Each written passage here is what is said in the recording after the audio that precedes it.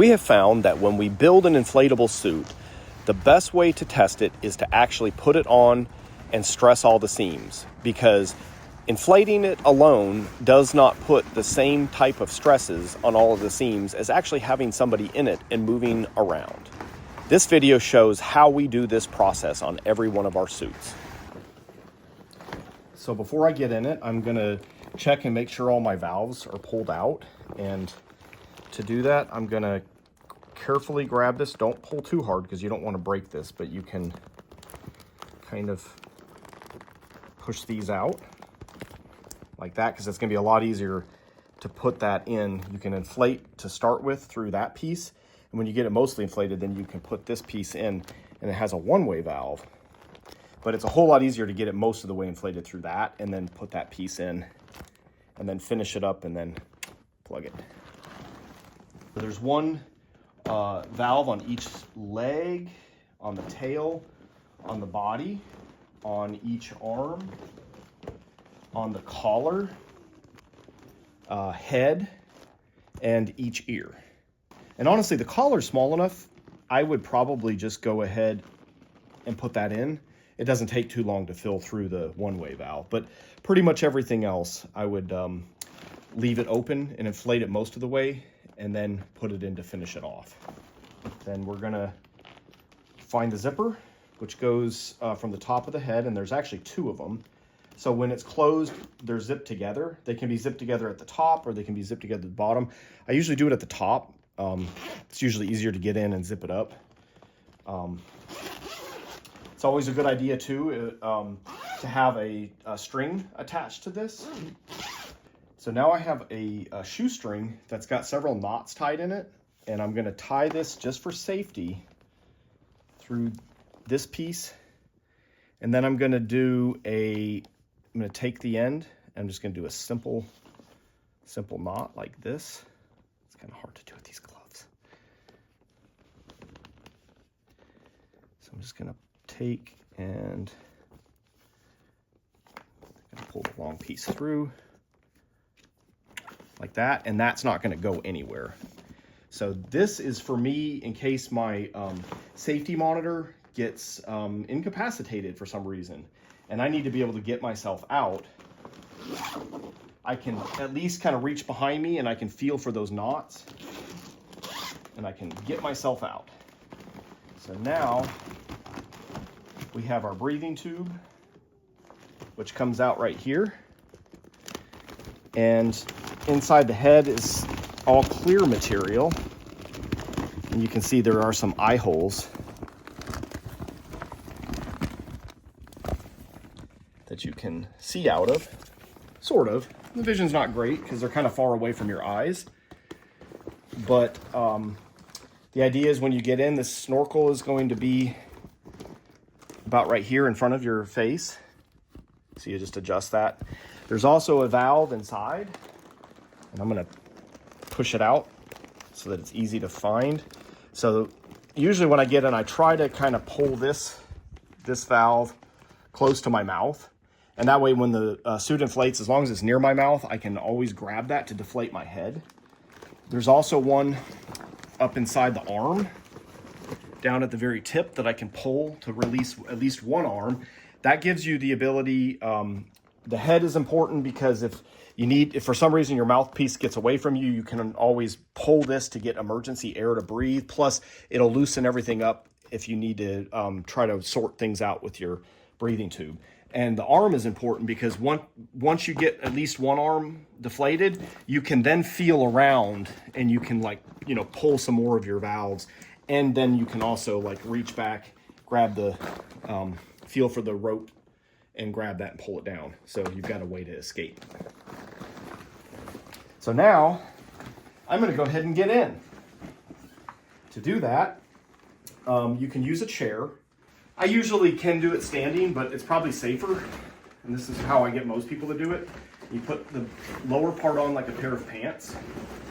And as you can see, I'm wearing this spandex suit to keep the inside clean. The only thing that I'm gonna have to worry about is where my face area touches. I'll have to take and kind of sanitize that with some Lysol wipes. are Clorox wipes, you know, some kind of a sanitizing wipes, and especially the mouthpiece. So it's important to feel the bottom of the feet because the inner layer can get pushed down.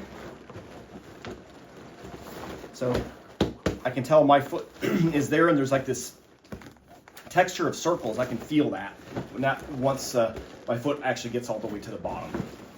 So that's important.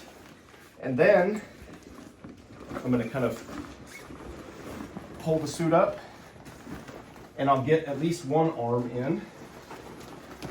For safety, I have a ceramic cutter. The ceramic is great because it doesn't rust. You can take in a box cutter, but the first time you use a box cutter, your sweat's going to make the whole thing rust. So this ceramic cutter is great because it's sharp enough. It's not razor sharp, which is actually better, so you don't accidentally cut yourself. But it's sharp enough to go through the PVC. So I'm going to have this inside, and it's right down here in my hand.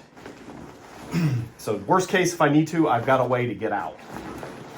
So next, I'm going to go ahead and put my head in, and then I'm going to get to the breathing tube, and then I'm going to blow through it to check to make sure that it's not blocked.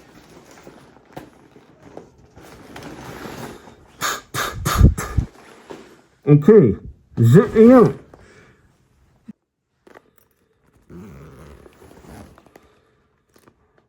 Okay, so if I have a panic and I need to get out, and the inflation pump is loud, I need to have a nonverbal signal of distress. So if I need out quickly for some reason, I'm going to go.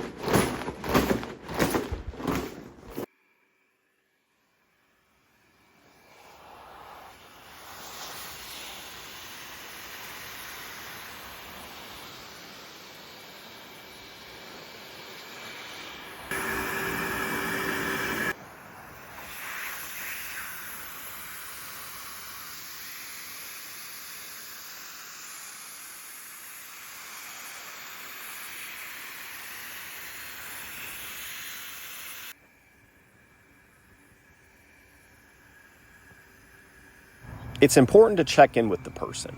Are you happy with the level of inflation? Do you want to keep going? Simple yes or no questions are very easy for the person to answer by shaking their head. Good toy. Do you want to get out? See, very easy. Now we have a tightly inflated balloon dog. When we test, we actually overinflate. So what you see here is probably not how you would want to inflate it if you wanted to be able to move around easily. For our purposes, we are trying to stress all of the seams. So you can kind of see here, when we push on it, it's very tight like a drum. But again, this is for testing. So if you want to be able to move around easily, like for being a character, you might want to kind of play around with the inflation level, and so that it is easy to move your arms and legs and your body without being too tightly restricted.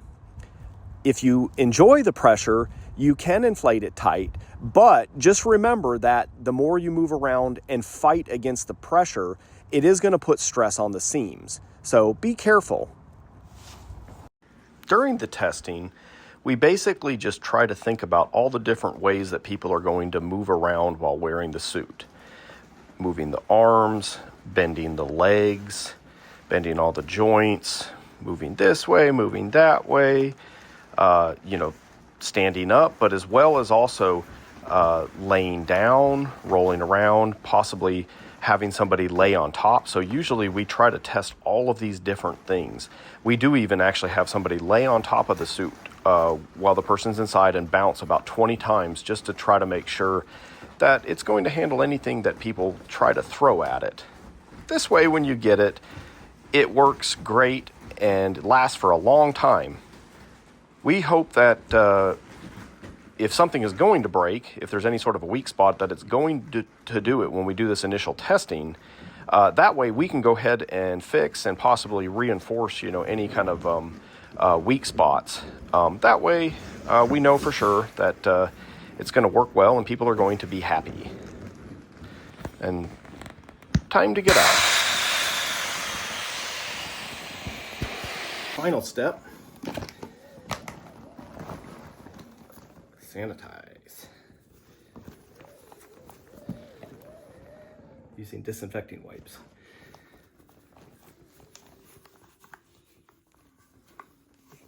You wouldn't want to put this in your mouth right now. You want to give it about 15 minutes to do its thing and then dry before putting it in your mouth.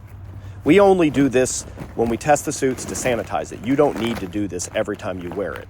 It's actually better just to wash the whole suit with a dish soap like Dawn or something similar to that to help get all of the oils and body fluids off of the material, which are harmful if they're left on there for a long period.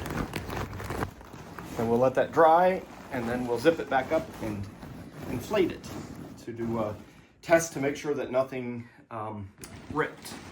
Make sure everything's still airtight.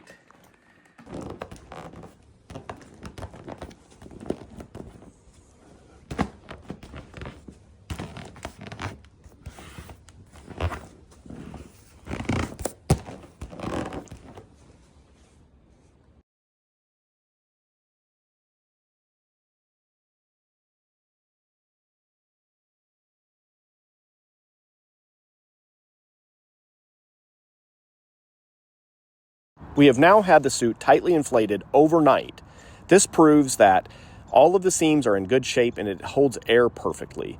Sometimes it doesn't, and that's okay, but our testing helps us to identify these problems and fix them before we ship to the customer.